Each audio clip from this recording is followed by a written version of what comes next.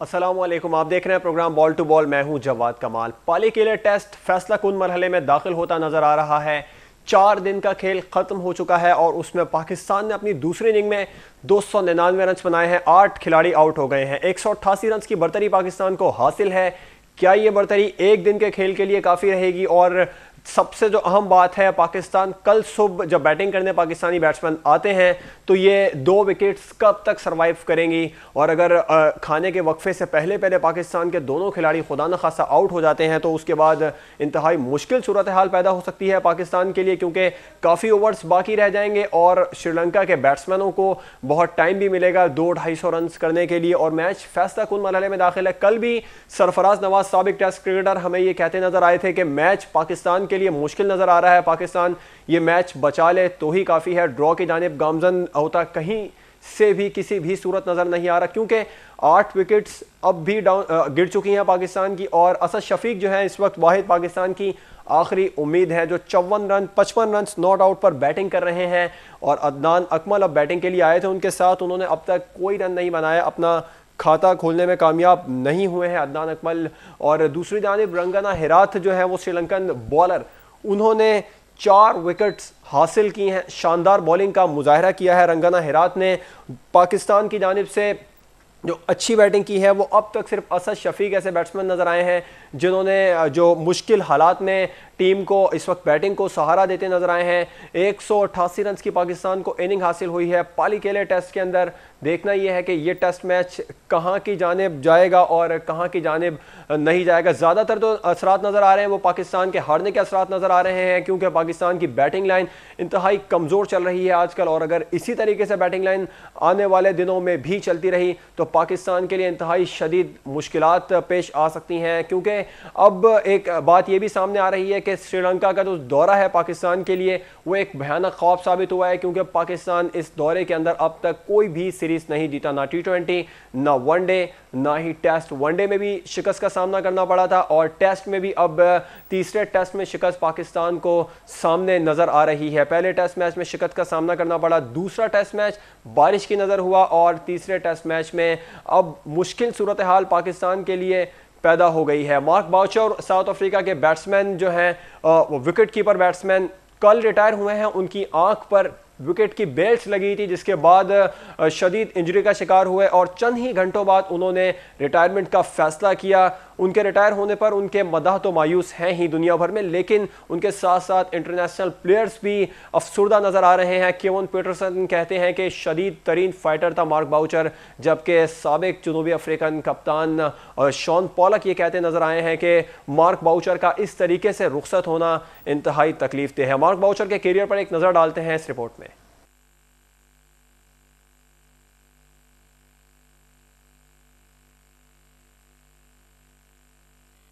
World junior Pakistan Olympic association के सदर general 17 अक्टूबर 1997 को पाकिस्तान के खिलाफ पहला टेस्ट मैच खेलने वाले मार्क वार्डन बाउचर आगे चलकर इतना नाम कमाएंगे शायद उस वक्त ऐसा किसी ने भी ना सोचा हो। वो टेस्ट क्रिकेट में सबसे ज्यादा शिकार करने वाले विकेट कीपर बन जाएंगे, किसी ने तसव्वुर भी ना किया होगा। 3 दिसंबर 1976 को जनूबी अफ्रीका के शहर ईस्ट लंदन में पैदा होने वाले मार्क वार्डन बाउचर ने 21 साल की उम्र में पहला टेस्ट मैच पाकिस्तान के खिलाफ खेला। मार्क बाउचर को साउथ अफ्रीका के मायानाज विकेटकीपर डेविड रिचर्डसन की जगह टीम में खिलाया गया। चांस मिलने के बाद मार्क बाउचर ने पीछे मुड़कर नहीं देखा और कामयाबियों की मनाजिल तय करते दुनिया के टॉप क्लास विकेटकीपर बन गए। मार्क बाउचर ने साउथ अफ्रीका के लिए 147 टेस्ट मैचेस खेले और 555 शिकार किए, जो कि आलमी रिकॉर्ड है। मार्क ने 295 वनडे इंटरनेशनल में भी जनूबी अफ्रीका की नुमाइंदगी की और 405 शिकार के साथ दूसरे नंबर पर विराजमान है।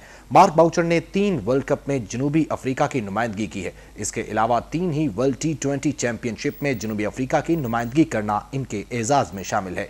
मार्क बाउचर ने जनूबी अफ्रीका की तरफ से कई यादगार इनिंग्स खेली। 3 अक्टूबर 2007 को कराची में खेले गए टेस्ट मैच में पॉल हैरिस की गेंद पर उमर गुल को स्टंप आउट करके टेस्ट क्रिकेट में सबसे ज्यादा शिकार करने वाले विकेटकीपर बने और इसके बाद से अब तक नंबर 1 की पोजीशन पर हैं। फरवरी 2008 में बांग्लादेशी बैट्समैन मशफीकुर रहीम को आउट करके वनडे क्रिकेट में भी दूसरी पोजीशन हासिल की, जो कि ताहाल कायम है। मार्क बाउचर ने मुताद्दिद यादगार वनडे इंटरनेशनल खेले, जिनमें ऑस्ट्रेलिया के खिलाफ 12 मार्च 2006 को अपने होम ग्राउंड पर विनिंग स्ट्रोक लगाकर 434 रन का पहाड़ जैसा हदफ अबूर करके टीम को फतह दिलाई। मार्क बाउचर ने 147 वनडे मैचेस में 4686 रन, जबकि टेस्ट क्रिकेट में उनका मजमूई स्कोर 5515 रहा। 9 जुलाई 2012 को समरसेट के खिलाफ टूर मैच के दौरान विकेट कीपिंग करते हुए विकेट की बेल्स उनकी आंख पर लगी, जिसके बाद वो शदीद जख्मी हो गए और कुछ ही देर बाद उन्होंने रिटायरमेंट का फैसला भी कर लिया। बैट्समैनों की विकेट के पीछे वबाले जान बने रहने वाले मार्क बाउचर की रुखसती के बाद यहां यह कहना बेजाना होगा कि उनकी रुखसती के साथ दुनिया क्रिकेट का एक अजीम बाब बंद। मार्क बाउचर दुनिया क्रिकेट से रुखसत हो गए हैं और इस पर भी मजीद बात करेंगे। पाली के लिए टेस्ट के ऊपर कुछ बात करते हैं। हमें ज्वाइन किया है साबिक टेस्ट क्रिकेटर मायनाज बैट्समैन बासित अली ने, उनसे मजीद बात करते हैं। बासित अली, प्रोग्राम में खुशामदीद कहेंगे। बासित साहब, प्रोग्राम में खुशामदीद कहेंगे। जी बहुत शुक्रिया। बासित साहब, पाली के लिए टेस्ट की सबसे पहले बात करते हैं। 188 रन की लीड पाकिस्तान ने हासिल की है और 8 विकेटें अब पाकिस्तान की गिर चुकी हैं, 2 विकेटें बाकी रह गई हैं। मैच को कहां जाता देख रहे हैं? ड्रॉ होता नजर आ रहा है या फिर पाकिस्तान की शिकस्त? देखें, अगर ये मैच ड्रॉ होगा तो सिर्फ बारिश की वजह से होगा, अदरवाइज तो ये मैच ड्रॉ नहीं होता। जहां तक रिजल्ट की बात है तो मैं यही कहूंगा कि अभी 65% श्रीलंका के हाथ में है, 35% पाकिस्तान के हाथ में। अगर यही पार्टनर हमारी 2 विकेटें अगर 30 से 35 रन का इजाफा कर देती हैं तो हमारा जो बॉलिंग अटैक है, जिसमें चौथी बारी में सईद अजमल सबसे ज्यादा डेंजरस होंगे, तो ये मैच हम लोग जीत सकते हैं। अभी हमारे अवाम को नाउम्मीद नहीं होना चाहिए। रंगना हेरात ने 4 विकेटें ली हैं। आपने कहा कि सईद अजमल डेंजरस साबित हो सकते हैं इस सीरीज में। अब तक वो डेंजरस नजर नहीं आए, उम्मीद करेंगे कि वो डेंजरस नजर आए सईद अजमल इस सीरीज के आखिरी मैच के अंदर, ताकि कमबैक भी हो, वापसी हो। पाकिस्तान की बैटिंग लाइन एक बार फिर जो है वो मुस्तकिल मिजाजी का मुजाहिरा नहीं कर सकी। बासित, बैटिंग, आप खुद भी एक बहुत अच्छे बैट्समैन रह चुके हैं, क्या वजह है, क्या खामियां हैं हमारी बैटिंग के अंदर? देखें, जहां हमारे यहाँ प्रॉब्लम ये हो रही है, जो भी लड़का सेट हो रहा है, सेट होने के बाद आउट हो रहा है। अगर आप आज हफीज का शॉट देखें, हफीज को जितना अच्छा वो प्लेयर है, 52 रन करने के बाद ऐसा शॉट नहीं मारना चाहिए था। देखें, ये वो चीजें होती हैं जो ग्रेट प्लेयर्स आपको बनाती हैं। मैं मिसाल देता हूँ, जहीर अब्बास, जावेद मियादाद, इंजमाम उल हक, ये अगर 30-40 रन कर लेते थे तो उसके बाद फिर ये 150 पौने 200 रन करते थे। यही खामी हमारे बैट्समैनों में, हफीज में भी नजर आ रही है और अजहर अली में भी खामी नजर आई। आज वो इतना अच्छा खेल रहा था, उसके बाद इतना गंदा शॉट मारना, ये मेरी समझ से बालातर है, जिससे आप ये देखें कि पाकिस्तान को नुकसान हुआ, पाकिस्तान अंडर प्रेशर हुआ। जी Basit, Asad Shafiq 55 run not out पर बैटिंग कर रहे हैं, कितनी उम्मीदें आपकी असद शफीक से? अच्छी फॉर्म में नजर आ रहे हैं। ये अभी मैंने कोई 4-5 दिन पहले एक चैनल पे ये मैंने बात कही कि आइंदा आने वाले दिनों में असद शफीक आपके मोहम्मद यूसुफ और इंजमाम उल हक की जगह ले लेगा। इसमें बहुत ज्यादा टैलेंट है, आपको इसे जरूर लाजमी नंबर 4 पे भेजना पड़ेगा, क्योंकि नंबर 6 पे, क्योंकि मैं भी जब मेरा कैरियर खत्म किया गया तो मुझे भी नंबर 6 पे बैटिंग कराई गई थी। नंबर 6 पे बैटिंग करना बहुत मुश्किल काम होता है, क्योंकि उसके बाद आपके पास टेल एंडर्स आ जाते हैं। जी। ऐसा प्लेयर जो पूरा परफेक्ट प्लेयर हो, उसे आपको नंबर 4 पे भेजना चाहिए। और ये मेरी रिक्वेस्ट है पीसीबी में जितने भी करते लोग हैं, चाहे वो सिलेक्टर्स हो, चाहे वो चेयरमैन हो, चाहे वो सीईओ, असद शफीक को नंबर 4 पे बैटिंग कराएं। अगर नहीं कराएंगे तो इससे मुल्क को नुकसान होगा। इंडिविजुअली किसी की परफॉर्मेंस को इतना नहीं होगा जितना मुल्क को नुकसान होगा। बासित, इस वक्त जो विकेट चेंज होती नजर आ रही है, बॉल कभी ऊपर बैठ रहा है, कभी नीचे को आ रहा है, बाउंस पे विकेट में नजर आ रहा है। अगर पाकिस्तान 250 या 250 का टारगेट दे देती है लंच से पहले तक, तो श्रीलंका के लिए मुश्किलात पैदा होती नजर आ रही हैं आपको? देखें, पहली चीज तो मैं आपको ये बताता चलूं, जो गलती पाकिस्तान ने करी वही गलती श्रीलंका ने भी करी है। इस पिच पे हमेशा याद रखें, जो आपका स्ट्राइकर और जिसकी पेस होती है उससे नया बॉल कराया जाता है। श्रीलंका ने फर्नांडो से नया बॉल ना करा के बहुत बड़ी गलती करी, और यही गलती हमारे कप्तान ने मोहम्मद शमी को ना करा के करी है। अगर शमी यहाँ पे नया बॉल करता तो मैच का सिनेरियो बिल्कुल डिफरेंट होता। जिस तरह उनकी आपने देखा होगा कि पहली बारी में 90 रन की पार्टनरशिप करी परेरा ने और कुलो सकेरा ने, मेरा ख्याल है नया बॉल आपने लिया है, नया बॉल पे आपने थर्ड मैन भी पीछे लिया हुआ, कवर भी पीछे लिया हुआ, मिड ऑफ भी और मिड ऑन भी, नए बॉल, ये पिच तो नए बॉल की है, नए बॉल पे आउट करना चाहिए था। बैड कैप्टनसी है दोनों तरफ से। तो समी से फिर आपको उम्मीदें हैं कि समी आखिरी इनिंग में अच्छी कारकर्दगी दिखाएंगे, कुछ शानदार बॉलिंग का मुजाहरा कर सकेंगे? देखिए, स्ट्राइकर जो भी होता है ना, वो हमेशा आउट करने वाला बॉलर होता है, इसीलिए उसे स्ट्राइकर बोलते हैं। मैं मिसाल देता हूँ आपको, वसीम अकरम, वकार यूनुस, मैगरा, ये लोग स्ट्राइकर थे।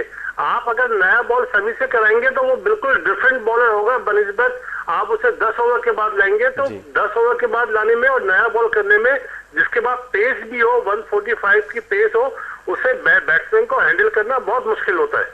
ठीक है बासित, कुछ बात करते हैं जावेद मियांदाद की, जिन्हें अब बैटिंग कंसल्टेंट बनाया गया है T20 सीरीज के लिए भी और वनडे सीरीज के लिए भी। ऑस्ट्रेलिया से वो दौरे का आगाज करेंगे। कैसा देखते हैं आप इस इकदाम को, जावेद मियांदाद को कोच बनाने? वॉटमोर के अंडर में उन्हें बनाया जा रहा है, क्या जावेद मियांदाद अकेले काफी नहीं थे? देखें, ये तो पीसीबी ने पहले से वॉटमोर को 2 साल के लिए कोच नॉमिनेट कर दिया है। एक चीज मैं आपके चैनल के थ्रू ये बताता चलूं अपनी आवाम को, अगर जावेद भाई को आपने बैटिंग कंसल्टेंट बनाया है सिर्फ पाकिस्तान की हद तक, तो फजूल है जी। अगर जावेद भाई टीम के साथ टूर नहीं करेंगे तो जावेद मियांदाद का कोई फायदा नहीं होगा, क्योंकि हमें इस लेवल पे कोचिंग की जरूरत नहीं है, प्लानर की और ट्यूनर की जरूरत है। और ये ट्यूनिंग आप वही ड्रेसिंग रूम में बैठ के कर सकते हैं। यहाँ पे सिचुएशन दूसरी होती है, जब टीम जाती है खेलने, उधर जरूरत पड़ती है। तो मेरी पीसीबी के चेयरमैन ज़का अशरफ साहब से यही अपील है कि जावेद मियांदाद को टीम के साथ ट्रेवल कराएं। बासित, 2 साल का कॉन्ट्रैक्ट डेविड वॉटमोर से किया है, ज्यादा लंबा अरसा नजर नहीं आ रहा। पाकिस्तान की परफॉर्मेंस तो बिल्कुल इस वक्त ठीक नजर नहीं आ रही है। श्रीलंका का पूरा टूर आप उठाकर देख लें, 1 साल का कॉन्ट्रैक्ट अगर देते तो ज्यादा बेहतर नहीं था? नहीं, देखें, ये तो पीसीबी के मतलब काम है, इसमें तो मैं इंटरफेयर नहीं कर सकता। जो थोड़ी बहुत मुझे क्रिकेट की समझ है मैं उसी हिसाब से बात कर सकता हूँ। दुनिया का कोई भी ओवरसीज कोच आ जाए, पाकिस्तान टीम कभी भी अच्छी नहीं हो सकती जब आपके मुल्क में ग्रेट अब्दुल कादिर, जहीर अब्बास, जावेद मियांदाद, मोहसिन खान जैसे लोग मौजूद है, इंजिमाम उल हक आपके पास मौजूद है, आमिर सुहेल मौजूद है, राशिद लतीफ मौजूद हैं, जो क्वालिफाइड कोच। अगर ये क्वालिफाइड बोलते हैं तो राशिद लतीफ और आमिर सुहेल तो क्वालिफाइड है। आप इनसे काम लेना, ये ज्यादा सुटेबल है बनिस्बत ओवरसीज कोच के। जी ठीक है बासित साहब, ये भी जावेद मियांदाद की भी बात हो गई। मार्क बाउचर ने कल दुनिया क्रिकेट के मायनास टेस्ट विकेट कीपर, उन्होंने रिटायरमेंट का ऐलान किया है, जख्मी होकर रिटायरमेंट का ऐलान किया है। आप उनकी इतनी शानदार खिदमत के ऊपर क्रिकेट में क्या कहेंगे? देखें, जब गिलक्रिस्ट ने रिटायरमेंट ली थी तो मैंने बहुत मतलब ऑस्ट्रेलियन टीवी पे भी और इंडियन टीवी पे भी एक ही बात कही थी कि मुझे अब क्रिकेट देखने में इतना मजा नहीं आएगा, क्योंकि एक बहुत ही शानदार प्लेयर क्रिकेट से दूर चला गया है। जहां तक मार्क बाउचर की आपने बात करी, नो डाउट बहुत ही क्वालिटी विकेट कीपर बैट्समैन थे। मुझे जो चीज फील हो रही है, अल्लाह ना करे कि कहीं उसकी आंख जाया तो नहीं हो गई लगने से, वरना किसी भी चोट लगने से एकदम रिटायरमेंट ले लेना ये एक बहुत बड़ा वो है। अल्लाह करे तो उसकी आंख सही हो। एक आपको याद होगा इंडियन विकेट कीपर के साथ भी ये प्रॉब्लम हो गई थी। मे भी सबा नाम था, सबा उनका मुझे पूरा नाम याद नहीं आ रहा, तो ये चीज ना हो। लेकिन जहां तक आपने बाउचर की बात करी तो साउथ अफ्रीका के लिए बहुत बहुत ज्यादा खिदमत इनकी मतलब हमेशा से रही है, और साउथ अफ्रीका की टीम को ऊपर लाने में जहां लोग डोनाल्ड और गैरी क्रिस्टन की और क्लूजनर की बात करते हैं, उसमें मार्क बाउचर का भी नाम आता है। ठीक है, बहुत बहुत शुक्रिया बासित अली साहब प्रोग्राम में गुफ्तगू करने के लिए। साबिक बैट्समैन और टेस्ट बैट्समैन हैं बासित अली गुफ्तगू कर रहे थे। वो ये कह रहे थे कि पाकिस्तान और श्रीलंका का मैच पाकिस्तान को बचाना इंतहाई मुश्किल नज़र आ रहा है अगर हमने अच्छी कारकर्दगी का मुजाहरा ना किया। कुछ बात करते हैं ओलंपिक की।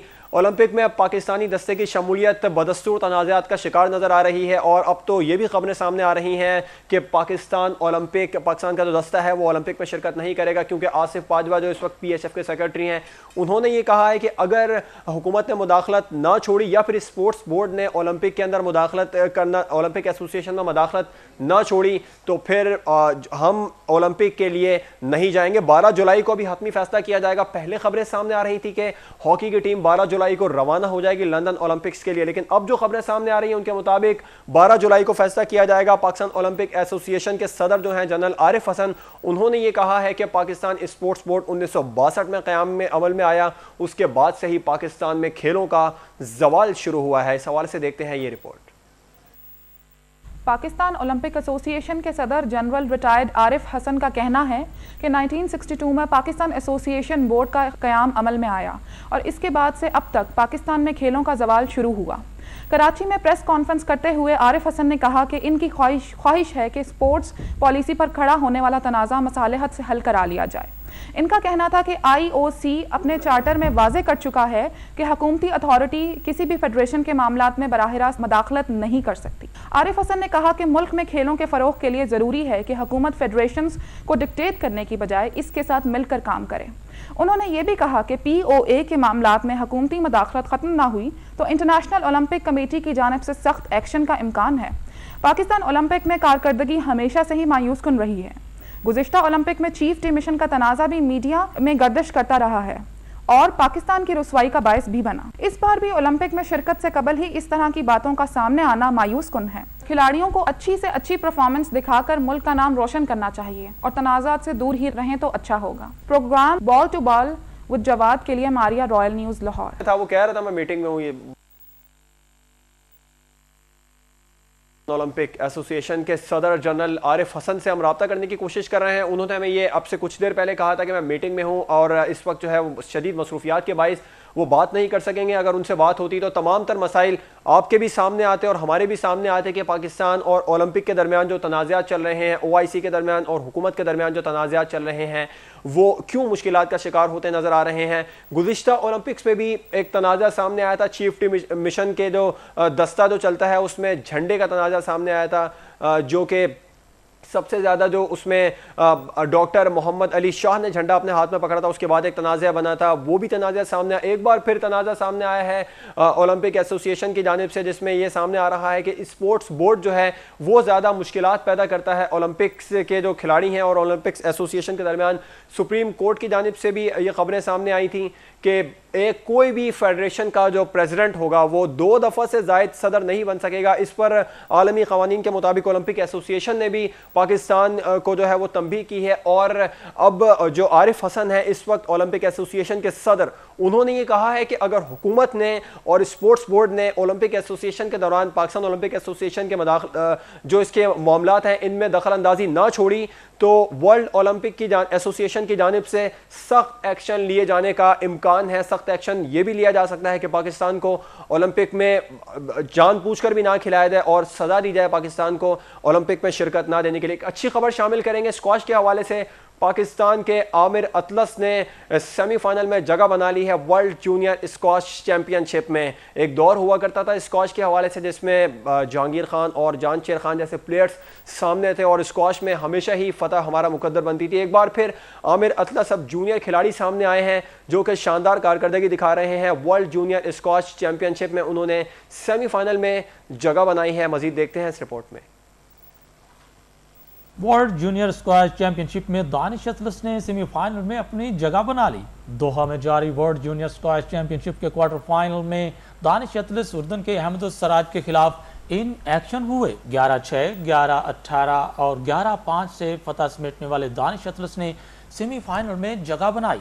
दूसरी जानिब पाकिस्तान के ही Nasir Iqbal world junior squash championship के क्वार्टर फाइनल में मिस्र के मरवान के हाथों शिकस्त खाकर इवेंट से बाहर हो गए। अब पाकिस्तान की नज़रें आमिर अतलस पर मरकूज हैं कि वो टाइटल में फाते रहें और मुल्क व कौम का नाम रोशन करेंगे। जहांगीर खान और जानशेर खान के बाद स्क्वॉश में अब तक कोई ऐसा खिलाड़ी नहीं आ सका जो कि आलमी स्क्वॉश में नंबर 1 की पोजीशन बरकरार रख सके। इसकी वजह स्क्वॉश फेडरेशन की नाअहली है या हमारी बदकिस्मती, लेकिन नतीजा यही है कि गुज़िश्ता कई सालों से स्क्वॉश के खिलाड़ी जूनियर लेवल पर तो अच्छी कारकर्दगी दिखाते हैं लेकिन बड़े मुकाबलों में नाकाम हो जाते हैं। आमिर अतलस से सीनियर खिलाड़ियों की भी बड़ी उम्मीदें वाबस्ता हैं कि वो आगे चलकर स्क्वॉश की दुनिया में मजीद नाम कमाएं और जहांगीर खान और जानशेर खान का दौर दोबारा से दोहरा दें। Program ball to ball Jawad के लिए Imran Sohail, Royal News Lahore. Report आपने देखी, बड़ी उम्मीदें वाबस्ता हैं आमिर अतलस से पाकिस्तान ओलंपिक एसोसिएशन की भी और कौम की भी कि Aamir Atlas world junior squash championship का टाइटल अपने नाम करके वापस लौटें। दोबारा बात करते हैं क्रिकेट की। सईद अजमल इस साल 2012 में सबसे ज़्यादा विकेटें लेने वाले बॉलर बन गए हैं और अभी ये साल जारी है। 36 विकेटें सईद अजमल ने अब तक हासिल की हैं। और दूसरी जानिब जुनैद खान भी जो है वो उभर कर सामने आ रहे हैं। उन्होंने श्रीलंका के खिलाफ 3 दफ़ा 5 विकेटें हासिल की हैं, जो कि उनका पाकिस्तान का अपना ही रिकॉर्ड है किसी भी टीम के खिलाफ 3 दफ़ा 5 विकेटें लेने का। और सईद अजमल की शानदार परफॉर्मेंस सामने आई है। T20 वर्ल्ड कप में भी सईद अजमल की परफॉर्मेंस काम आएगी, चूंकि एक माह से थोड़ा सा ही जायद का अरसा रह गया है T20 वर्ल्ड कप के अंदर, जिसकी टीम भी अनाउंस कर दी गई है। 30 रुकनी टीम अनाउंस की गई है, जिसमें मिसबा, यूनुस खान और अजहर अली अपनी जगह बनाने में कामयाब नहीं हो सके हैं। इमरान नज़ीर ने अपनी जगह बनाई है। कामरान अकमल एक बार फिर इन एक्शन नजर आएंगे T20 वर्ल्ड कप में। उसके अलावा अब्दुल रज़ाक भी जो है वो T20 जो है वो सीरीज वर्ल्ड कप उसमें नजर आएंगे। कामरान अकमल खास तौर पे उनकी शमूलियत जो है वो एक मुतनाज़िया नजर आ रही थी स्पॉट फिक्सिंग स्कैंडल की वजह से, लेकिन उन्होंने अपने आप को स्पॉट फिक्सिंग स्कैंडल से क्लियर किया, ICC से क्लियर कराया। उसके बाद एक बार फिर T20 वर्ल्ड कप में जगह बनाई है। और अब 30 खिलाड़ियों का जो शमूलियत की गई है पाकिस्तान के, जो वर्ल्ड कप में भेजा जाएगा पाकिस्तान की जानिब से सिलेक्शन कमेटी ने जो 30 खिलाड़ी दिए हैं, उनमें देखना ही है कि क्या हिकमत अमली अपनाई जाएगी। क्या नौजवान खिलाड़ी मैदान में उतारेंगे या फिर एक बार फिर सीनियर्स खिलाड़ियों को उतारा जाएगा मैदान में। इमरान नज़ीर से बड़ी उम्मीदें वाबस्ता एक बार फिर कौम ने रखी हैं, चूंकि वो T20 स्पेशलिस्ट हैं और गुज़िश्ता दिनों उन्होंने एक लीग मैच के अंदर शानदार बैटिंग का भी मुजाहरा किया है। सिर्फ 43 बॉल्स के ऊपर उन्होंने 157 रन की शानदार इनिंग खेली है। ये एक मैं डोमेस्टिक क्रिकेट की बात कर रहा हूँ इमरान नज़ीर की, और इस हवाले से काफ़ी ज़्यादा इमरान नज़ीर को प्रमोशन भी दी जा रही है T20 वर्ल्ड कप में। दूसरी जानिब आपको ये बताते चलें कि इमरान नज़ीर ZTBL की टीम की तरफ से खेलते थे, और ZTBL की जो टीम है उसके सदर ज़का अशरफ थे। ये भी कहा जा रहा है कि इमरान नज़ीर की शमूलियत ज़का अशरफ की मरहून मिन्नत है, लेकिन जो भी फैसला हो सिलेक्शन कमेटी का या ज़का अशरफ का, पाकिस्तान के लिए फ़ायदेमंद होना चाहिए। इमरान नज़ीर की शमूलियत हो, अब्दुल रज़ाक की शमूलियत हो, या फिर अब्दुल रज़ाक और यूनुस खान और कामरान अकमल जो है उनकी टीम से वापसी हो या शमूलियत हो, लेकिन हमें जो है वो सारे के सारा focus Pakistan T20 world cup पे रखना चाहिए कि पाकिस्तान एक बार फिर T20 के फातेह बनकर लौटे और एक बार फिर पाकिस्तान में उसी तरीके से जश्न मनाया जाए। इस हवाले से कल भी एक रिपोर्ट शामिल करेंगे कि T20 में कौन कौन से खिलाड़ी जो है मैदान में उतारने चाहिए जिनसे पाकिस्तान को फ़ायदा हो, नौजवान खिलाड़ी हो और सीनियर्स खिलाड़ियों की मिक्सचअप एक टीम होनी चाहिए। इस पर बात करेंगे, लेकिन कल बात करेंगे। प्रोग्राम बॉल टू बॉल आज तक के लिए इतना ही।